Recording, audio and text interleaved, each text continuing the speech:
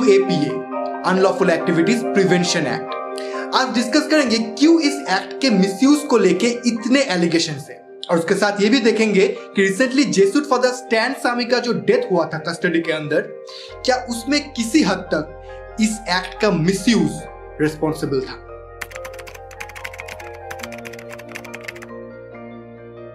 ये एक्ट लाया गया था 1967 में। एक्ट का ऑब्जेक्टिव था इंडिविजुअल्स या एसोसिएशंस के द्वारा किए जाने वाले अनलॉफुल एक्टिविटीज या फिर टेररिस्ट एक्टिविटीज या फिर उससे कनेक्टेड किसी अदर एक्टिविटीज को प्रिवेंट करना। अब अनलॉफुल एक्टिविटीज क्या है इस एक्ट के अंदर? कोई भी एक्शन जो इंडिया के सोवरेनिटी को एडवर्सली अफेक्ट करे, यानी कि मान लीजिए इंडियन यूनियन का किसी पार्ट को इंडियन यूनियन से अलग करने के इंटेंशन से किया जाने वाला कोई एक्ट, या फिर मान लीजिए इंडिया में कोई फॉरेन एग्रेशन को फैसिलिटेट करने वाला कोई एक्ट, या फिर ऐसा कोई एक्ट जिससे इंडिया की तरफ जनरली एक सेंस ऑफ डिसअफेक्शन या डिससैटिस्फैक्शन तैयार हो in the general public. In intention से किया जाने वाला कोई भी काम अनलॉफुल एक्टिविटी कहलाया जाएगा, और इस एक्ट के अंदर उसके लिए पनिशमेंट मिलेगा जिस इंसान ने वो एक्ट किया है, वो काम किया है उसको। इसके अलावा ये एक्ट टेररिस्ट एक्टिविटीज को भी डिफाइन करता है और उसके लिए पेनल्टीज का प्रोविजन भी प्रोवाइड करता है। अब ये सब तो ठीक है, लेकिन ये एक्ट प्रॉब्लमेटिक क्यों है? फिर ये एक्ट प्रॉब्लमेटिक है अपने प्रोसीजरल एस्पेक्ट्स में। कैसे किसी को इस एक्ट के अंदर अरेस्ट किया जाएगा, अरेस्ट करने के बाद किसी को कितनी देर तक कस्टडी में रखा जा सकते हैं, ये सब प्रोविजंस, इन सब मामलों में अथॉरिटीज को इतना ज्यादा डिस्क्रिशन दिया गया है इस एक्ट के अंदर कि sometimes it seems unconstitutional, and that is the problematic aspect of this act. जरा डिटेल में समझते हैं। क्रिमिनल प्रोसीजर कोड के अंदर, हमारा जो CRPC है, उसके अंदर अगर पुलिस या अथॉरिटीज किसी एक्यूज्ड को कॉग्निजेबल ऑफेंस के लिए अरेस्ट करता है, यानी कि किसी ऐसे ऑफेंस के लिए जहां पे अरेस्ट वारंट के बगैर ही अरेस्ट किया जा सकता है, तो ऐसे ऑफेंसेस के लिए अरेस्ट करने पर उस अरेस्ट के मैक्सिमम 90 दिन के अंदर अंदर पुलिस को चार्जशीट फाइल करना होता है। अगर 90 दिन के अंदर अंदर पुलिस या अथॉरिटीज चार्जशीट फाइल नहीं कर पाता है उस अरेस्ट के, तो फिर एक्यूज्ड को ऑटोमेटिकली बेल ग्रांट कर दिया जाता है, अगर उसे इसके पहले ही कोर्ट ने बेल ग्रांट नहीं किया है तो। इसको हम डिफॉल्ट बेल कहते हैं। 90 दिन हो गया, पुलिस ने चार्जशीट फाइल नहीं किया, एक्यूज्ड अभी तक जेल में था, कस्टडी में था, 90 दिन होने के साथ साथ उसको डिफॉल्ट बेल मिल जाता है। UAPA यहाँ पे एक एक्सेप्शन लाता है। इन UAPA इस जो 90 दिन का ये जो पीरियड है, इसको एक्सटेंड करके 180 दिन किया गया है। मतलब पुलिस या अथॉरिटीज किसी को अरेस्ट करके अपने कस्टडी में बिना चार्जशीट फाइल किए 180 दिन रख सकता है, यानी कि 6 महीने तक रख सकता है। और इसके अलावा इस एक्ट के अंदर बेल को लेकर अगर एक्यूज्ड कुछ भी फाइल करता है तो उस डिसीजन को पास करने से पहले कोर्ट को पब्लिक प्रोसिक्यूटर का स्टेटमेंट लेना ही पड़ता है। ये जो स्ट्रिक्टनेस है इस एक्ट के अंदर बेल के प्रोविजन को लेकर, यही इस एक्ट को मिसयूज का इतना बढ़िया एक औजार बनाती है। आपने सरकार के खिलाफ कुछ कह दिया, सरकार को पसंद नहीं आया, आपको UAPA के अंदर उठा के वो जेल में भर देंगे और फिर बहुत आसानी से आपको 180 दिन तक, यानी कि 6 महीने तक अंदर तो वो रख ही सकते हैं। बस करना ये है कि जब भी आप बेल के लिए अपील करेंगे, पब्लिक प्रोसिक्यूटर कोर्ट में आएंगे और कहेंगे कि अगर इनको अभी बेल दिया जाएगा तो इन्वेस्टिगेशन में प्रॉब्लम आ सकती है, और ऐसा कर करके 6 महीने तक आपको बहुत इजीली कस्टडी में या जेल में सरने के लिए रखा जा सकता है without even filing a chargesheet against you. तो बेसिकली ऑन थ्योरी ये लॉ बाकी लॉ से ज्यादा स्ट्रिक्ट है। बस क्या इसका मतलब है इस लॉ का मिसयूज होगा ही, हम बस मान ले? ये थोड़ा प्रिजम्पशंस नहीं हो रहा है? तो आइए अभी स्टैटिस्टिक्स की थोड़ी बात ही कर लेते हैं। स्टैटिस्टिक्स की बात जब हम करेंगे तभी हमें पता चलेगा कि ग्राउंड रियलिटी क्या है, एक्चुअल में ग्राउंड में क्या हो रहा है। कन्विक्शन रेट, इस वर्ड का मतलब है कि हर 100 केसेस में कितनों में एक्यूज को दोषी पाया जाता है।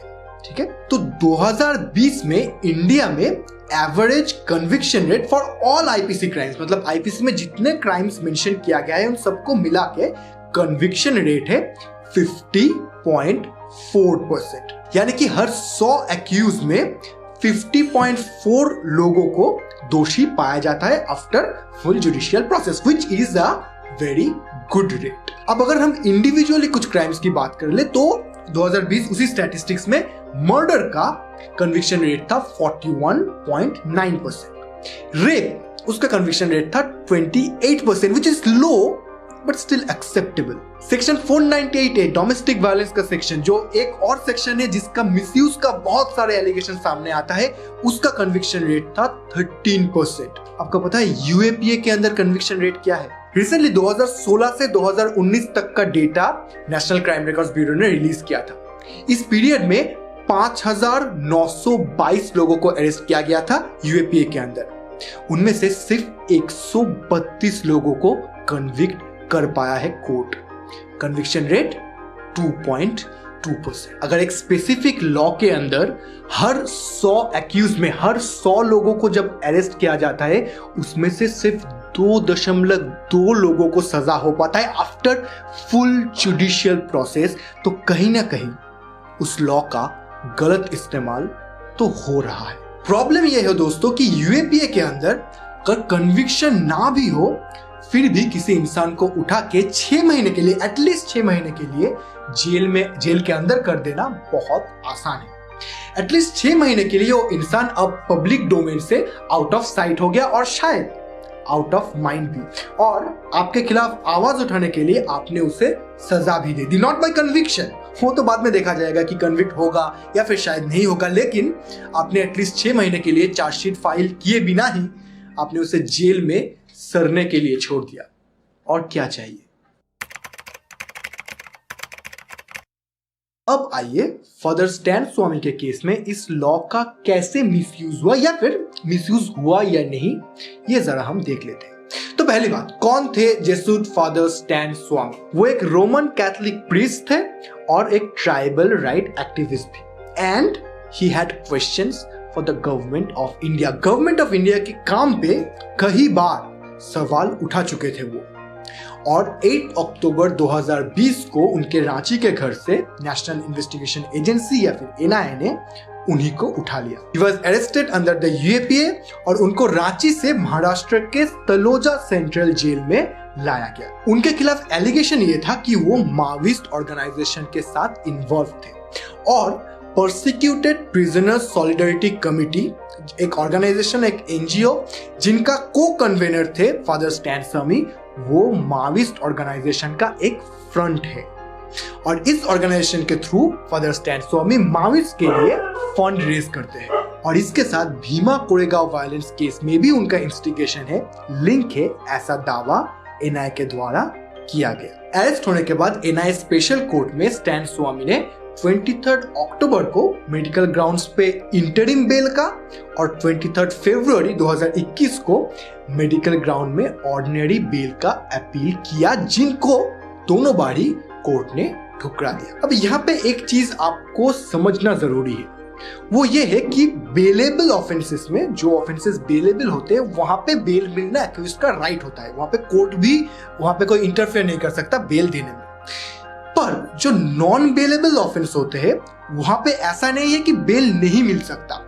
नॉन बेलेबल ऑफेंस में बेल मिलना कोर्ट का डिस्क्रिशन होता है। अगर कोर्ट चाहे, कोर्ट ये समझे कि इनको बेल दिया जा सकता है तो बेल दिया जाता है, अगर कोर्ट को ऐसे लगे कि बेल नहीं दिया जाएगा इनको तो बेल नहीं दिया जाता है। तो हाँ, उनको जिस ऑफेंस के लिए अरेस्ट किया गया था वो नॉन बेलेबल था। हाँ, यूएपीए के अंदर अगर किसी को अरेस्ट किया जाए तो बिना चार्जशीट फाइल किए 180 दिन 6 महीने तक उन्हें जेल में रखा जा सकता है, कस्टडी में रखा जा सकता है। पर इन सब के बावजूद कोर्ट के पास ये मौका था कि इन सब ब्लॉकेट्स को साइड में हटा के वो स्टैन स्वामी को रिलीफ के रूप में बेल ग्रांट करे। इनफैक्ट क्रिमिनल प्रोसीजर कोड का सेक्शन 437 ये कहता ही है कि जो नॉर्मल नॉन बेलेबल ऑफेंसेस है वहां पे कोर्ट तो एक्यूज्ड को बेल दे ही सकता है अपने डिस्क्रिप्शन के ऊपर, पर वो जो नॉन बेलेबल ऑफेंसेस है जहां पे एक्सप्रेसली प्रोवाइड किया गया है एक्ट के अंदर ही कि यहाँ पे बेल दिया ही नहीं जा सकता, जैसे कि जिन ऑफेंसेस का पनिशमेंट डेथ है या फिर लाइफ इम्प्रिजनमेंट है, ऐसे ऑफेंसेस में बेल नहीं दिया जा सकता। उन केसेस में भी बीमारी या फिर इनफर्मिटी के ग्राउंड्स पे कोर्ट एक्यूज को बेल दे सकता है। और बीमार स्टैन स्वामी थे, 84 इयर्स था उनका एज, पर उससे भी ज्यादा जरूरी वो पार्किंसंस डिजीज के मरीज थे। जेल में उनका हालत बद से बदतर हो रहा था। हाथ पैर में ट्रेमर्स इतने बढ़ गए थे कि पानी पीना भी मुश्किल हो रहा था। इसीलिए क्योंकि वो पानी नहीं पी पा रहे थे, वो खाना नहीं खा पा रहे थे, उन्होंने कोर्ट में स्ट्रॉ और सिपर के लिए अपील किया कि उन्हें स्ट्रॉ और सिपर दिया जाए ताकि वो खाना खा सके, वो पानी पी सके like a normal human being. 6 नवंबर को ये अपील किया गया था कोर्ट में। एनआईए को इसका जवाब देने में 20 दिन लग गए। 26 नवंबर को एनआईए ने कोर्ट में जवाब दिया, और पता है जवाब क्या था? We don't have straw and sippers. National investigation agency, जिनके डिस्पोजल में इतने सारे स्टेट रिसोर्सेस है, वो एजेंसी 20 दिन के बाद आके कह रहे हैं वी डोंट हैव इट, हमारे पास नहीं है स्ट्रॉ और सिपर। अगर ये रेड फ्लैग नहीं, if the court didn't think this was a red flag of how Stan Swamy was treated in jail, I don't know what could have been. खैर, इसके बाद स्पेशल एनआईए कोर्ट ने ये ऑर्डर दिया कि स्टैन स्वामी को straw और सिपर प्रोवाइड किया जाए, complying to which NIA provided him with straw and sipper on 4 December 2020, almost 1 महीने बाद। दोस्तों, ताज्जुब की बात यह है कि इसके बाद भी ये जो पूरा इंसिडेंट हुआ स्ट्रॉ और सिपर को लेके, इस इंसिडेंट के बाद भी 23 फरवरी 2021 को स्टैन स्वामी ने स्पेशल एनआईए कोर्ट में मेडिकल ग्राउंड्स में बेल का अपील किया। लेकिन द ऑनरेबल जजेस of the special NIA court, उनको ऐसा नहीं लगा कि स्टैन स्वामी बेल डिजर्व करते हैं। इसके बाद 26 अप्रैल 2021 को स्टैन स्वामी ने मुंबई हाई कोर्ट में अपनी बेल की अपील की, और during the pendency of that appeal वो जेल में काफी बीमार हो गए। ये खबर सुन के हाई कोर्ट ने ऑर्डर दिया कि उनको एक प्राइवेट हॉस्पिटल में शिफ्ट किया जाए। He was still under arrest, mind you, ये बेल नहीं था, वो अपील अभी भी पेंडिंग था। मुंबई हाई कोर्ट ने यह भी कहा कि जब तक स्टैन स्वामी पूरी तरह से ठीक नहीं हो जाते तब तक वो उस हॉस्पिटल में रह सकते हैं, of course under his own cost. इस बीच उनका कोविड टेस्ट पॉजिटिव आया और 4 जुलाई 2021 को उन्होंने एक कार्डियक अरेस्ट सफर किया, और इसके बाद 5 जुलाई 2021 को दोपहर 1:24 पे उन्होंने अपनी आखिरी सांसें ली। The 9-month long struggle finally came to an end, not because he was granted bail after all, but because अब उसकी कोई जरूरत ही नहीं थी। एनआईए की भी बात यहाँ पे करना जरूरी है। स्ट्रॉ एंड सिपर के उस केस में उन्होंने जो किया वो अगर छोड़ भी दे, तो इस पीरियड में जब तक वो कस्टडी में थे, एक बार के लिए भी एनआईए ने उनका कस्टडी कोर्ट से नहीं मांगा। For all the period of 9 years, he remained in judicial custody and never, not for once, in NIA custody.